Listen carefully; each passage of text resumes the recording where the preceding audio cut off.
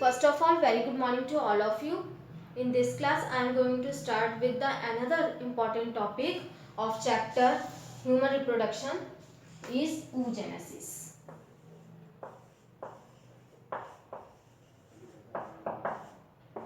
Oogenesis. Oogenesis process is a formation of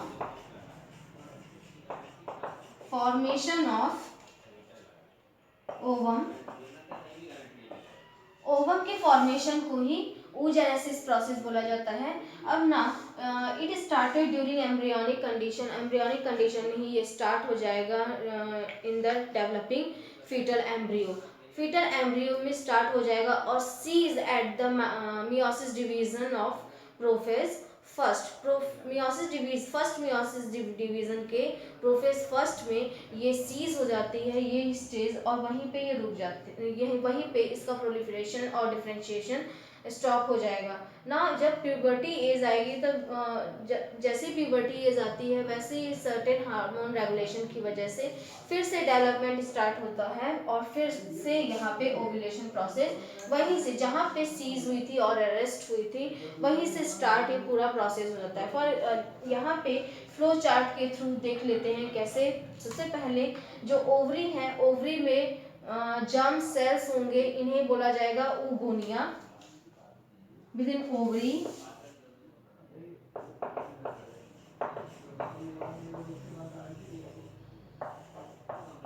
germ cells are present called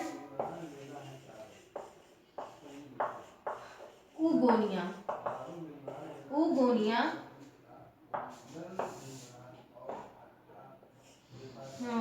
अब ना oogonia क्या करते हैं ये सेल डिवीजन में जाते हैं और मल्टीप्लिकेशन डिवीजन में जाएंगे और different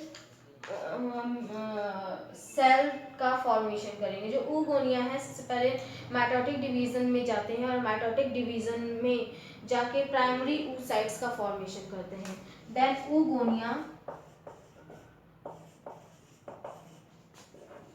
undergoes in mitotic division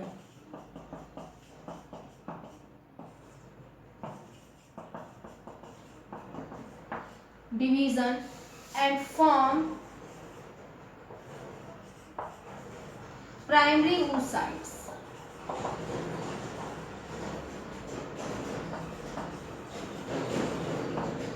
primary oocytes का फॉर्मेशन होगा फ्रॉम पहले माइटोटिक डिवीजन. तो भले ही मियोसिस डिवीजन के बाद ओवम का फॉर्मेशन होता है लेकिन जो जर्म सेल्स होंगी oogonia ये सबसे पहले माइटोटिक डिवीजन में जाएंगे और यहाँ पे माइटोटिक डिवीजन में जाके oogonia से प्राइमरी oocytes का फॉर्मेशन होता है और फिर प्राइमरी oocytes फिर मियोटिक डिवीजन में जाएंगे.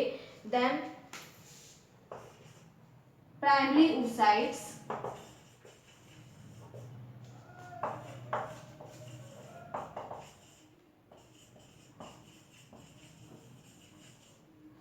undergoes in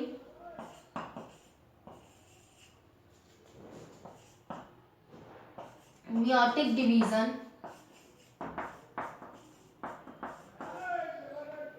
में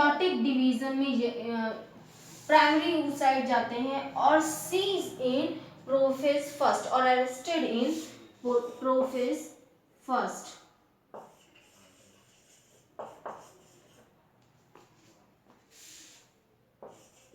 and arrested in prophase first stage of meiotic first division.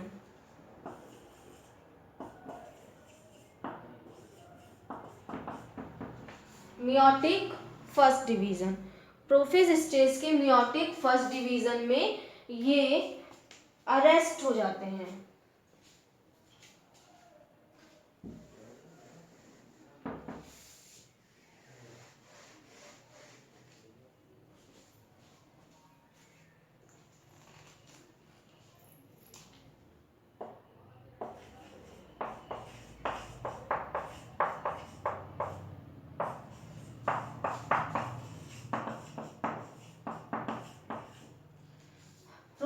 Stage के मियोटिक फर्स्ट डिवीजन में ये सीज हो जाएंगे और अरेस्ट हो जाएंगे, और जब तक प्यूबर्टी नहीं आती है वो जितने भी प्राइमरी oocyte हैं ये प्रोफेज फर्स्ट के एज सच अरेस्टेड रहते हैं।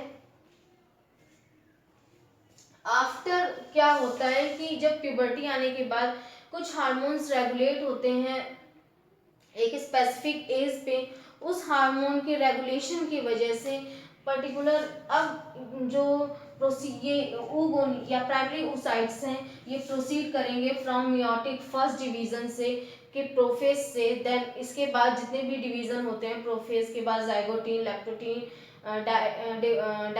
डिप्लोटीन, डायकाइनेसिस, ये डिफरेंट स्टेज में, then metaphase, anaphase and telophase, और फिर इसके बाद डिवीजन होगा और सेकेंडरी oocyte का फॉर्मेशन होगा। तो यहाँ पे ये प्रोसेस पूरी होती है। देन इसके बाद प्यूबर्टी स्टेज में कैसे डिवीजन होगा और कैसे ओवम का फॉर्मेशन होता है ये फ्लो चार्ट के थ्रू हम समझ लेते हैं।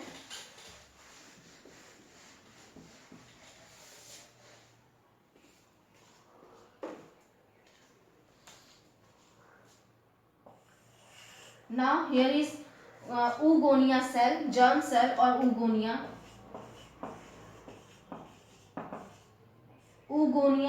now undergoes in mitotic division.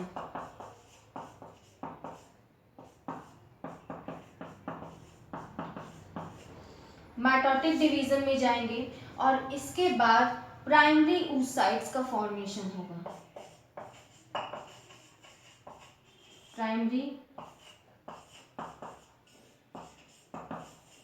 Primary oocytes, अब प्राइमरी oocytes में मियोसिस डिवीजन, मियोसिस फर्स्ट में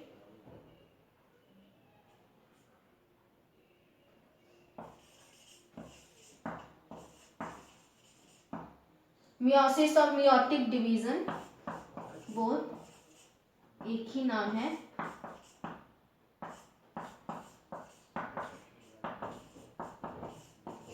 डिवीजन में जाते हैं और पर्टिकुलर ये फिर सीज हो जाएंगे और कई प्यूबर्टी के टाइम ये बहुत लंबा ड्यूरेशन होता है यहाँ से यहाँ तक का, अप्रॉक्सीमेटली 14, जो puberty as normally teen age है 14 to 16 एज, तब तक ये प्राइमरी oocyte में सीज रहते हैं एम्ब्रियोनिक स्टेज से। जो फिटल ओवरी है वहाँ पे प्राइमरी oocyte से स्टेज में ही सीज हो जाएंगे, अरेस्ट हो जाएंगे ना। इसके बाद ये यहाँ पे ये जाएंगे फिर डिवीजन में, मियोटिक डिवीजन में जाएंगे और फॉर्म होगा प्राइमरी oocyte से सेकेंडरी oocyte का। तो प्राइमरी oocyte से सेकेंडरी oocytes का फॉर्मेशन होता है।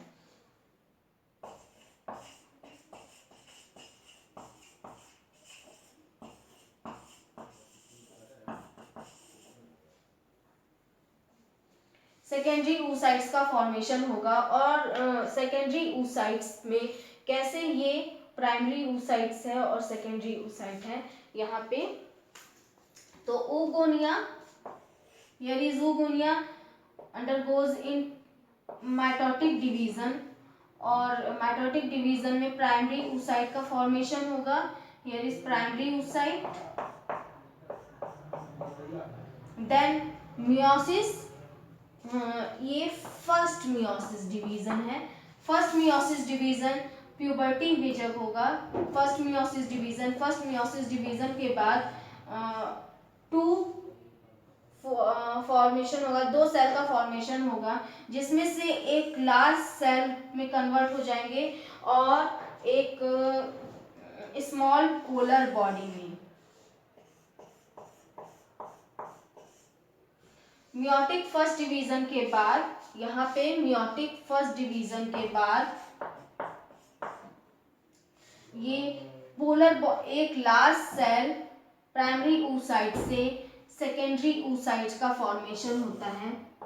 सेकेंडरी oocyte का फॉर्मेशन होगा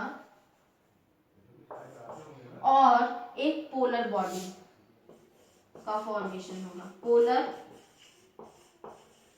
बॉडी का फॉर्मेशन होगा। Now secondary oocyte undergoes in second meiotic division. यहाँ पे सेकेंड मियोटिक डिवीजन के बाद सेकेंड पोलर बॉडी का फॉर्मेशन होता है। And oocyte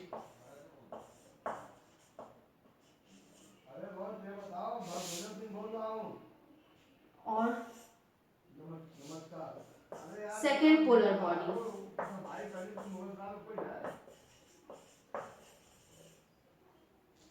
First polar body and second polar body, and now oocyte undergoes in development and form ovum। तो यहाँ से फाइनली oocyte से ओवम का फॉर्मेशन हो जाएगा। ओवम का फॉर्मेशन oocyte से हो जाएगा। ना फ्लो चार्ट से यहाँ पे ये डिवीजन, जैसे यहाँ पे प्राइमरी और सेकेंडरी oocyte का फॉर्मेशन हुआ है, सेकेंडरी oocyte से देन oocyte का फॉर्मेशन, oocytes का फॉर्मेशन, देन oocyte ओवम। अब ओवरी के अंदर इसे देखते हैं कि कैसे डेवलपमेंट, ये सभी प्रोसेस, ये जो डेवलपमेंट होते हैं ये कैसे शो हो रहे हैं विद इन ओवरी। ओवरी में कैसे होगा और कैसे हार्मोनल एक्शन के थ्रू इनका फॉर्मेशन होता है।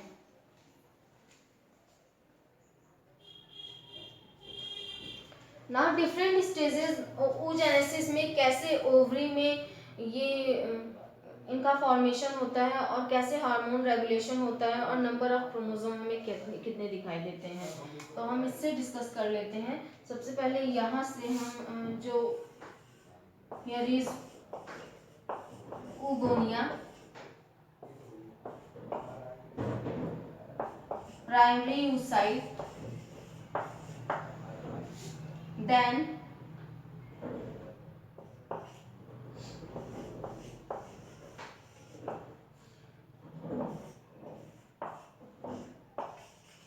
meiotic first, secondary oocyte,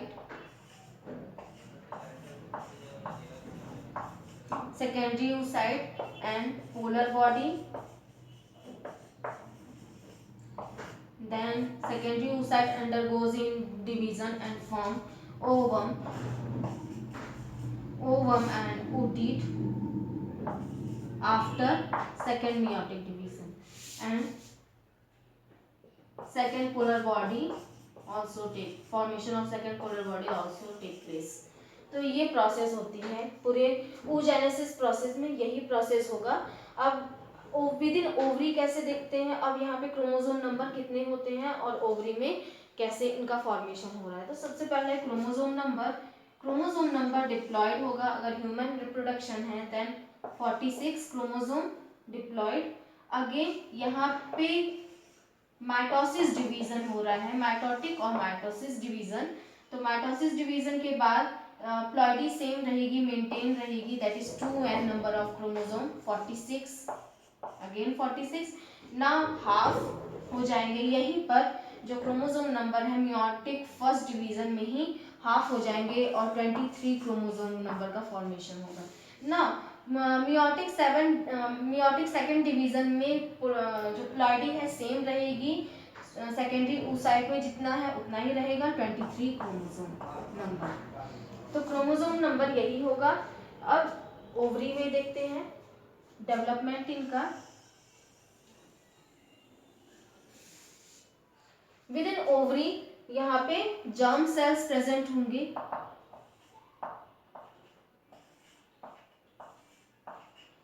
germ cells, blood capillaries,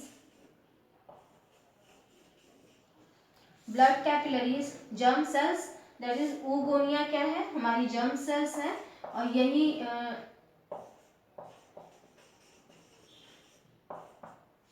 mitotic division में जाएंगे और फॉलिकल्स का फॉर्मेशन करेंगे। और ये कैसे रेगुलेट होता है, हम इनका डिफरेंशिएशन, जो जर्म सेल्स है ये डिफरेंशिएशन में जाएंगे और प्रोलिफरेशन में जाएंगे by the hormone action of FSH, follicle stimulating hormone, which is secreted from the anterior pituitary gland। anterior pituitary gland से follicle stimulating hormone FSH secrete होंगे, ये डायरेक्टली एक्ट करेंगे on germ cells of ovary. Ovary में germ cells present होंगे, इन पे act किया जाएगा और ये डिफरेंशिएशन और प्रोलिफरेशन यहाँ पे स्टार्ट हो जाएगा। देन जब ये डिफरेंशिएट करेंगे और प्रोलिफरेट करेंगे तो प्राइमरी फॉलिकल्स का फॉर्मेशन होगा, formation of primary follicles.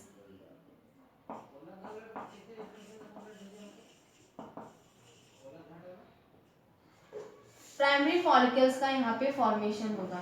Primary follicles फिर डिवीजन में जाएंगे और डिवीजन और डेवलपमेंट में जाएंगे और यहाँ पे फॉर्मेशन होगा secondary follicle, undergoes in formation of secondary follicle, जहाँ पे इस प्राइमरी फॉलिकल का डेवलपमेंट हो जाएगा और डेवलपमेंट होने के बाद कुछ सेल्स भी, नंबर ऑफ सेल्स इससे अलाइन हो जाएंगी like this. Secondary follicle, secondary follicle. Now secondary follicle फिर से डिवीजन में जाएंगे और एक लार्ज सेल और फॉलिकल का फॉर्मेशन करेंगे और धीरे धीरे जो यहाँ पे जो सेल थी इस फॉलिकल में, प्राइमरी फॉलिकल में, ये क्या करते हैं कि ये एग्रीगेशन यहाँ पे होने लग जाता है और कैविटी का फॉर्मेशन होने लग जाता है। जो डिफरेंट सेल हैं यहाँ पे एग्रीगेट होने लग जाते हैं और एक सेल, सेंटर सेल के अराउंड में इनका एग्रीगेशन हो जाता है, एज ए प्रोटेक्टिव लेयर की तरह फॉर्म हो जाते हैं और साथ में कैविटी का फॉर्मेशन होता है जिसे बोला जाता है antrum cavity. Here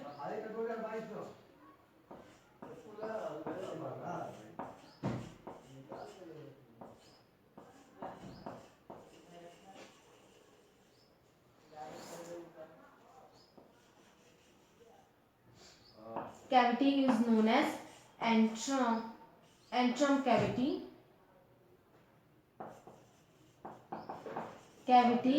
and follicle is known as tertiary follicle. Tertiary follicle. Now tertiary follicle converted into the Graafian follicle. इसी को Graafian follicle,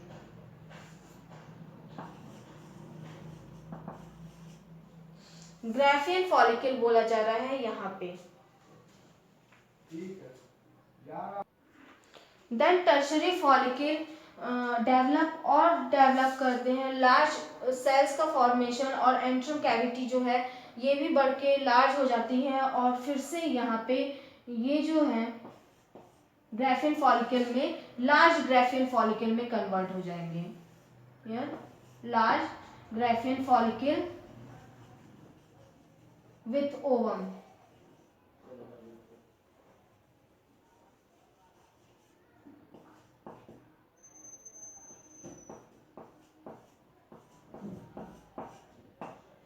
Large Graafian follicle with ovum.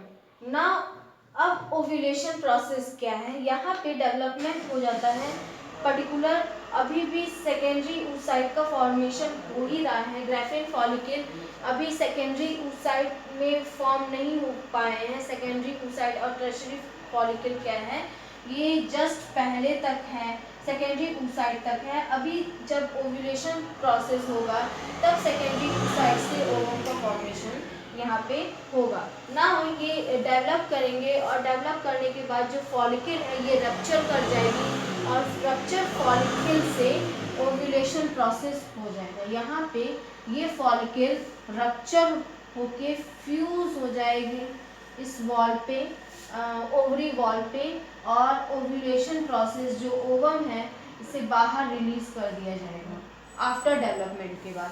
Development के बाद ये जो ओवम है इसे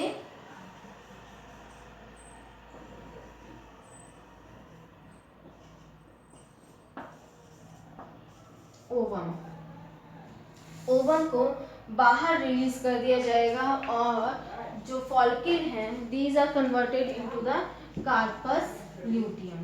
कार्पस ल्यूटियम में ये कन्वर्ट हो जाएंगे।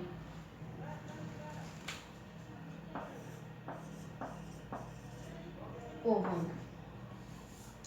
ना ये कन्वर्ट हो जाएंगे, जो फॉलिकल है ये रप्चर हो जाएगी और रप्चर होके कॉर्पस ल्यूटियम में कन्वर्ट।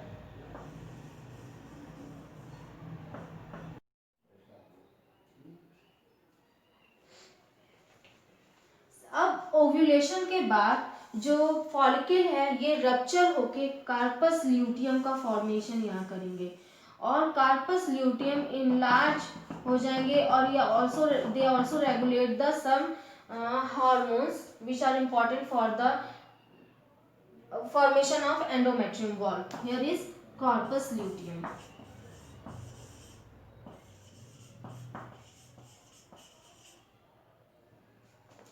कार्पस ल्यूटियम का फॉर्मेशन हो जाता है ना। ये हार्मोन कैसे रेगुलेट होते हैं इंटीरियर पिट्यूटरी ग्लैंड से, यहाँ से देख लेते हैं। इंटीरियर पिट्यूटरी ग्लैंड से ये डिफरेंट जो प्रोसेस है ओव्यूलेशन तक की, ये कैसे रेगुलेट होगा और कैसे किया जाता है, यहाँ से देखते हैं।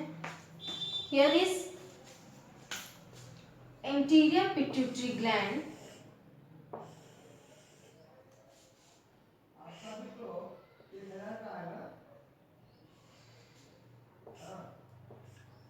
The interior part of pituitary gland is regulated by the hypothalamus.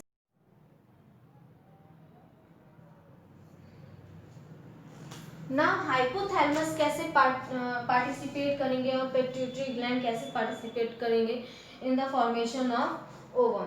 तो सबसे पहले स्ट्रक्चर से देख लेते हैं। Here is interior part of pituitary gland and posterior part of pituitary gland and hypothalamus.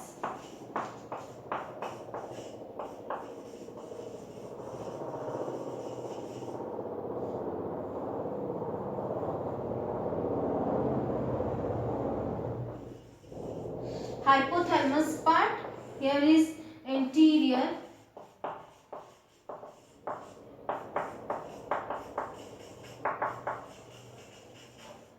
pituitary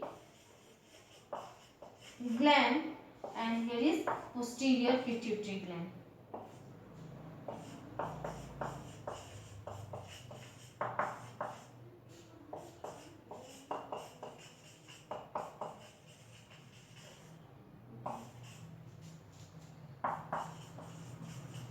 interior pituitary gland से कौन कौन से हार्मोन सिक्रीट होंगे? सबसे पहले हाइपोथैलेमस पार्ट से गोनेडोट्रोपिन रिलीजिंग हार्मोन सिक्रीट होंगे, GnRH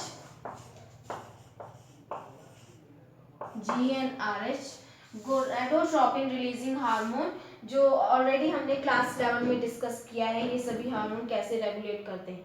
तो यहाँ पे एक छोटा सा डिस्क्रिप्शन है बस। तो GnRH which is secreted by the hypothalamus part or neural part of hypothalamus or regulate the interior pituitary gland by the blood capillaries, और blood capillaries में ये रिलीज हो जाएंगे और फिर रेगुलेट करेंगे इंटीरियर पिट्यूटरी ग्लैंड को। Now they stimulate interior pituitary gland for the secretion of follicle stimulating hormone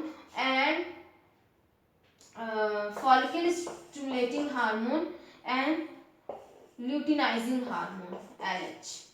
Follicle stimulating hormone or luteinizing hormone both act on the germ cells of the ovary, and luteinizing hormone for responsible for the ovulation process. Here follicle stimulating hormone is stimulate germ cells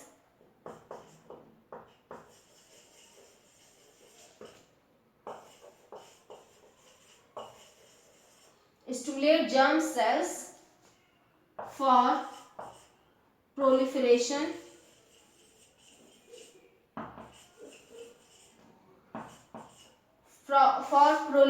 and differentiation process.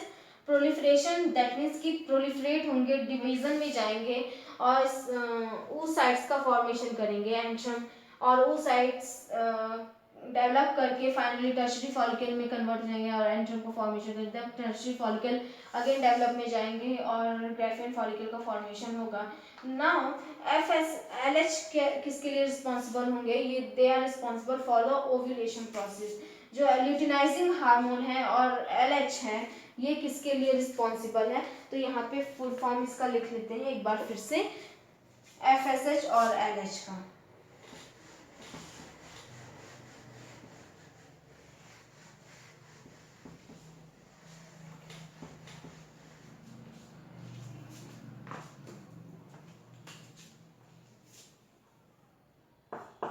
FSH follicle stimulating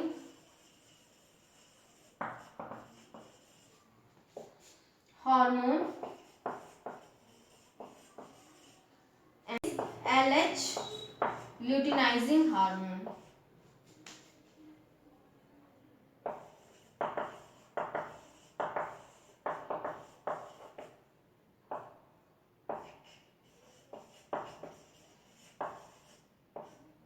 luteinizing hormone which is responsible for the ovulation process. Now FSH follicle stimulating hormone stimulate germ cells and luteinizing hormone stimulate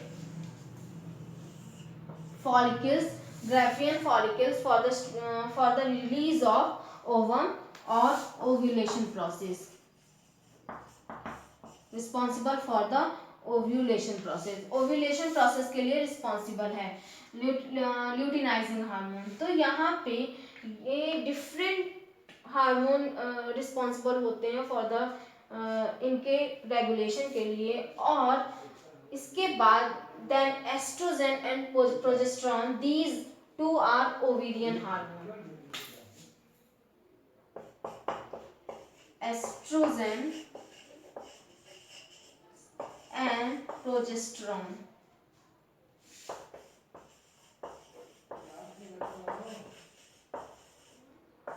are ovarian hormone।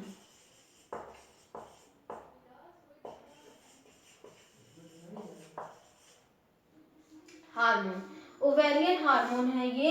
Oestrogen secreted from the follicle, Graafian follicle और different follicles यहाँ पे जो develop कर रहे हैं यही secrete करेंगे oestrogen. और ये एक्चुअली में क्या करते हैं, ये रिस्पॉन्सिबल हैं सेकेंडरी सेक्सुअल कैरेक्टर के लिए।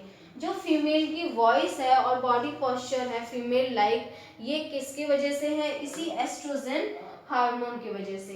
तो estrogen responsible for the, now estrogen secreted by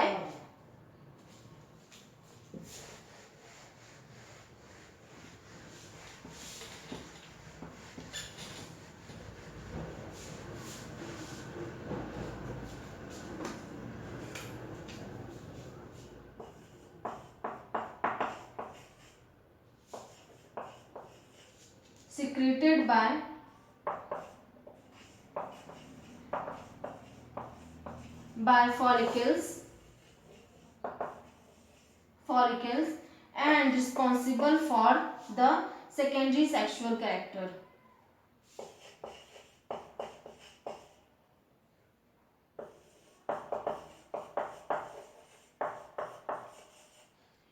secondary sexual character।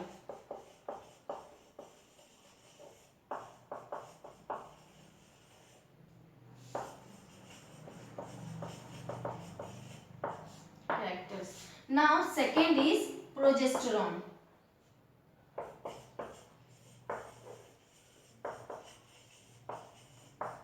These are responsible for the, ये किसके लिए रिस्पॉन्सिबल होंगे?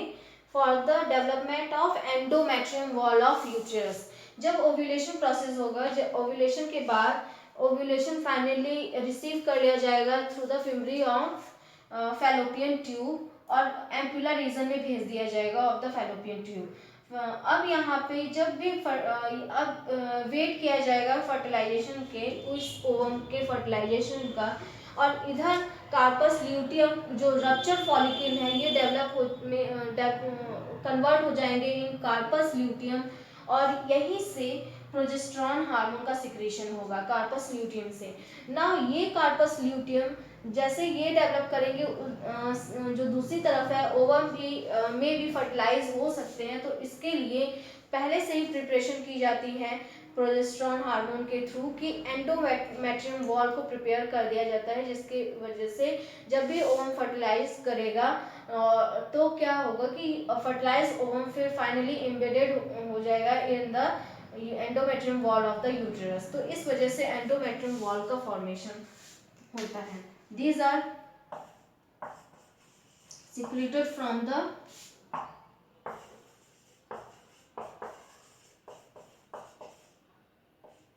corpus luteum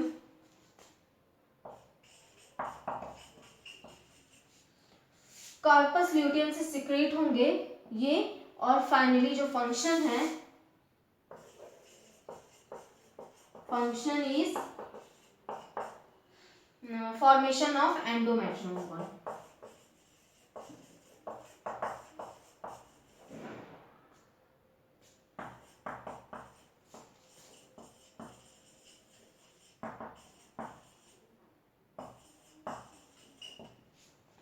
एंडोमेट्रियम वॉल, तो एंडोमेट्रियम वॉल का फॉर्मेशन यहाँ पे करते हैं। नाउ नेक्स्ट क्लास में हम नेक्स्ट टॉपिक डिस्कस करेंगे।